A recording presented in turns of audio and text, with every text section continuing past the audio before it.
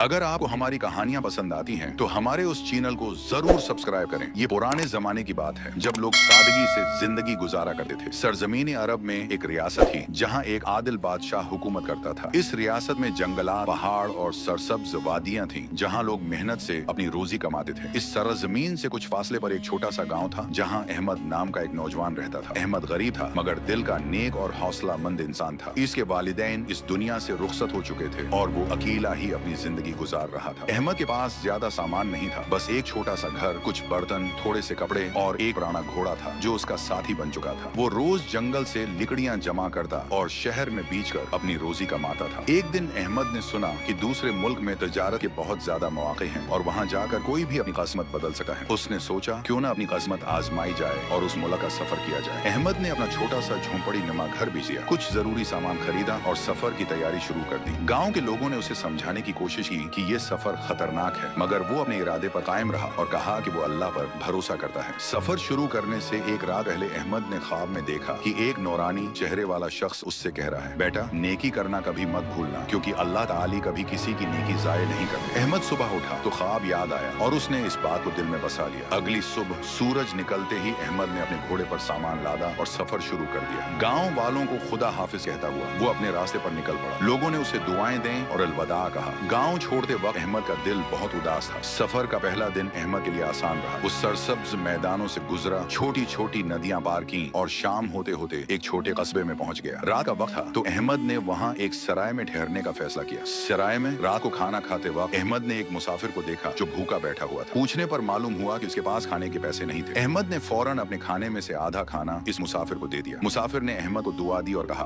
बेटा अल्लाह तुम्हें उस नेकी का बदला जरूर देगा, तुम्हारी नेकी कभी जाया नहीं जाएगी। इस सफर में अल्लाह तुम्हारा हाफिज व नासिर हो। ये सुनकर अहमद बहुत खुश हुआ और उसे अपना देखा हुआ ख्वाब याद आ गया। अगली सुबह अहमद जल्दी उठा, फजर की नमाज अदा की और अपना सफर जारी रखा। आज उसे एक गहरे जंगल से गुजरना था, जिसके बारे में मशहूर था कि वहाँ खतरनाक जानवर रहते हैं। अहमद ने बिस्मिल्लाह पढ़ा और घोड़े को जंगल की तरफ मोड़ दिया। जंगल में गहरा सन्नाटा था, सिर्फ परिंदों की चहचहाहट और पतों की सरसराहट सुनाई दे रही थी। दोपहर होते होते सूरज की रोशनी घने दरख्तों से छनकर जमीन पर सुनहरी धब्बों की तरह बिखर रही थी। अहमद ने एक पानी का चश्मा देखा और वहाँ रखने का फैसला किया। उसने अपने घोड़े को पानी पिलाया और खुद भी प्यास बुझाई। वो आराम ही कर रहा था कि अचानक झाड़ियों से एक तेज आवाज आई। गौर करने पर उसने देखा कि वहाँ एक खूबसूरत हिरन जख्मी हालत में पड़ा है। हिरन के पैर में तीर लगा हुआ था और वो दर्द से कराह रहा था। अहमद को इस पर तरस आ गया। वो आहिस्ता से करीब गया और नरमी से बोला, डरो मत, मैं तुम्हारी मदद करने आया हूँ। अहमद ने अपने सफरी थैले से दवाइयाँ निकाली, बड़ी हिम्मत और मोहब्बत से हिरन के जख्म से तीर निकाला, जख्म साफ किया और पट्टी बांध दी। हिरन ने सुकून की सांस ली। अहमद ने फैसला किया कि जब तक हिरन ठीक नहीं हो जाता वो वहीं रखेगा। 3 दिन गुजर गए। अहमद रोज हिरन की देखभाल करता, उसे जंगली फल खिलाता और पानी पिलाता। चौथे दिन हिरन बिल्कुल ठीक हो गया। अचानक दूर से शिकारियों की आवाजें आने लगी। अहमद ने फौरन हिरन को इशारा किया और उसे जंगल की गहराई में भेज दिया। जंगल से निकलते ही अहमद को शाही सिपाही मिले, जो उसे बादशाह के सामने ले गए। बादशाह को मालूम हुआ कि अहमद ने जख्मी हिरन की मदद की थी। पहले तो बादशाह नाराज हुआ और अहमद को कैद कर दिया गया। रात को अहमद ने ख्वाब में देखा कि वही हिरन नौरानी शक्ल में आया और उसे बताया कि बादशाह की बेटी के इलाज के लिए एक खास पते की जरूरत है। सुबह अहमद ने वो पता बादशाह को दिया, जिससे शहजादी ठीक हो गई। बादशाह ने खुश होकर अहमद से इनाम मांगने को कहा, मगर अहमद ने कुछ नहीं मांगा। बादशाह उसकी नेकी से बहुत मुतासिर हुआ और उसे अपना मुशीर बना लिया। वक्त गुजरता गया। अहमद के मशहूरों से रियासत में अदल, इंसाफ और खुशहाली फैल गई। आखिरकार अहमद ने अपने गाँव जाकर भी लोगों की मदद की और सबको सिखाया कि